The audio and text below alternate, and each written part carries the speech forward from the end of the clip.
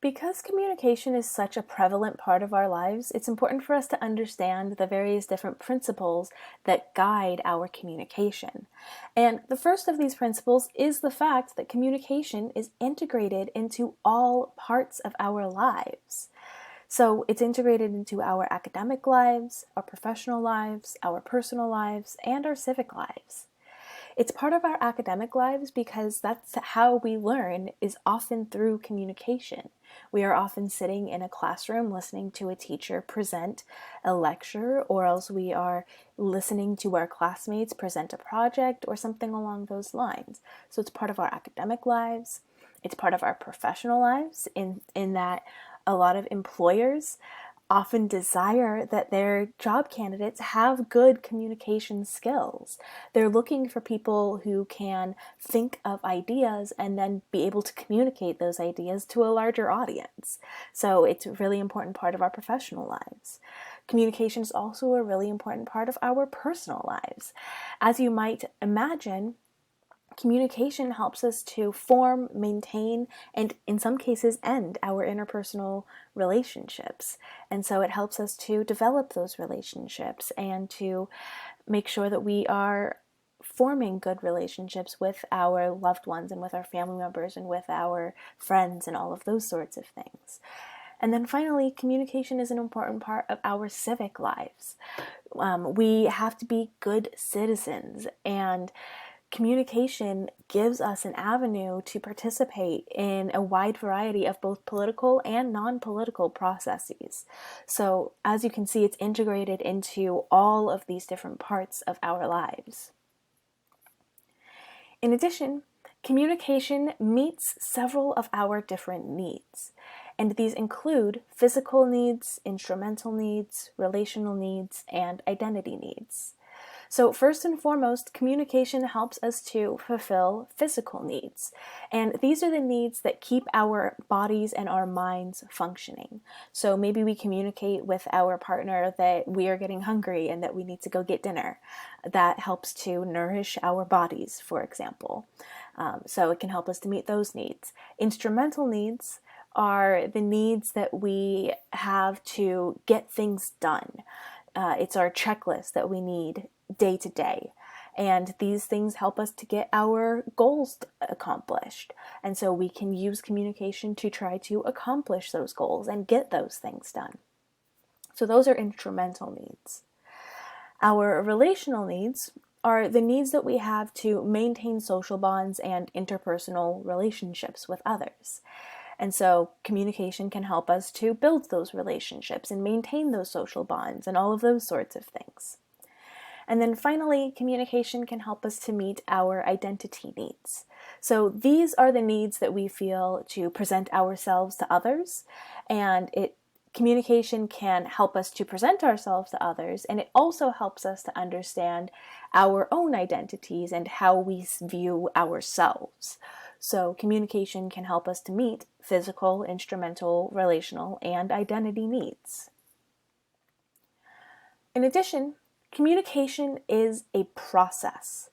It involves the interchange of verbal and nonverbal messages, as we saw with the transaction model of communication.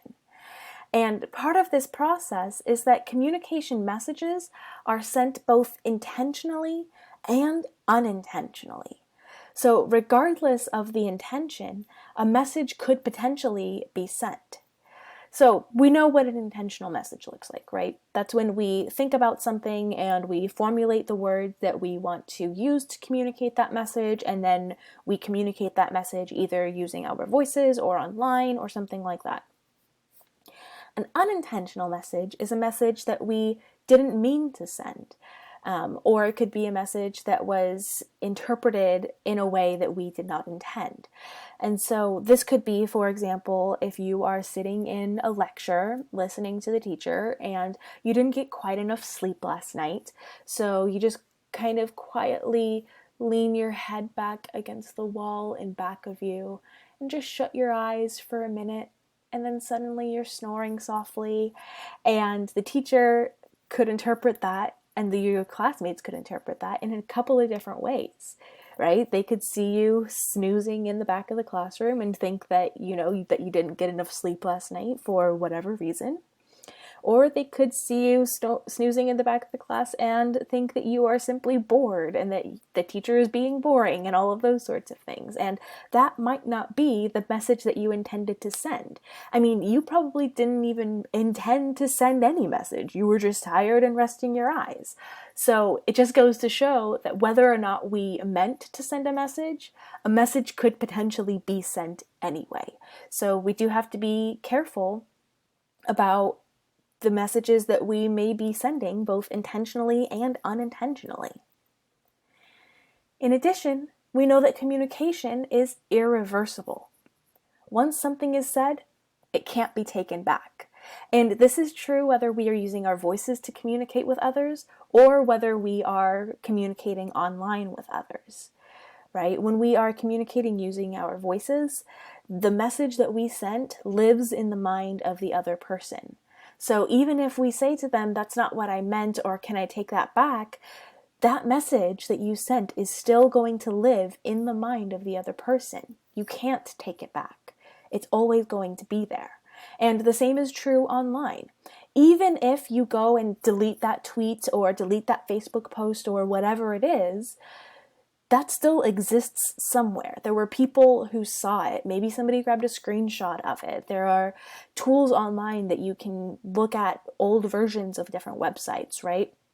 So that message is likely still out there somewhere. So in a lot of different ways, communication is irreversible, and we have to be careful about the messages that we are putting out into the world because of that. And finally, communication is unrepeatable, right? So when communication goes well, we often wish that we could recreate it. But this is simply impossible. Even if we are saying the same exact words, there are other pieces of context that have likely changed. And so the message is not completely the same. An example of this is when I'm giving lectures in class, right?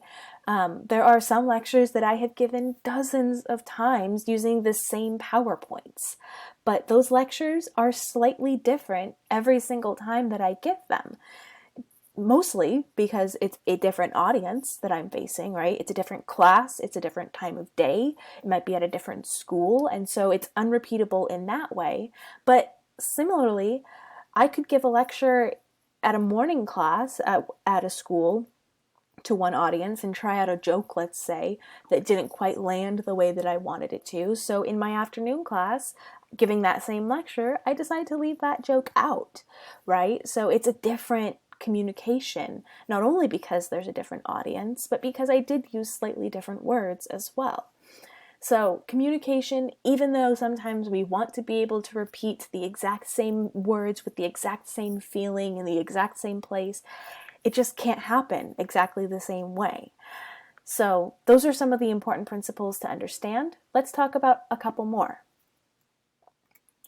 So in addition to the principles on the last slide, we also know that communication is guided by culture and context, and that we are often socialized from birth to communicate in culturally specific ways that vary by context. And so this context is a really dynamic component of the communication process, and our culture can influence how we both perceive and define communication. So it affects not only how we communicate with others, but it also impacts how we interpret the communication that others send to us. Along those lines, communication is learned. It's not something that is innate. It has to be taught. And this is largely because our communication is symbolic. So the words that make up our language systems don't actually mean anything on their own. The words in our language only mean things because we decide that that's what that word means. We decide that the word chair means a chair. But without that connection, without that mutual agreement that a chair is a chair, the word chair doesn't mean anything. So our communication is symbolic in that way. The words only have the meaning that we assign to them. And this kind of relates to the fact that there are various different rules and norms that we have in communicating that are also learned. And an example of one of these norms that we have is the interaction that we have with people whenever we run into them. And that's the interaction of, how are you? I'm fine. How are you? I'm good. Thanks for asking. Sort of interaction. And generally speaking, when someone asks, how are you? Our first instinct is not to respond with how we're actually feeling. It's just to respond with a neutral to positive feeling that is expected of us, right? So we usually say that we're fine, or we're okay, or we're good, or things along those lines, when in reality that might not be how we're feeling. And you might be asking yourself, why do we do this? Why is it that we respond with a way that we are not feeling when someone asks us how we're feeling? And this is actually a phenomenon called phatic communication. That's P-H-A-T-I-C. And it's this scripted and routine verbal interaction that we have that are intended to establish social bonds rather than actually exchange meaning. So it may sound like it's pointless to respond in a way that doesn't actually reflect how we're feeling, but it helps to do a number of different things. It helps us to fill a silence because we don't like awkward silences.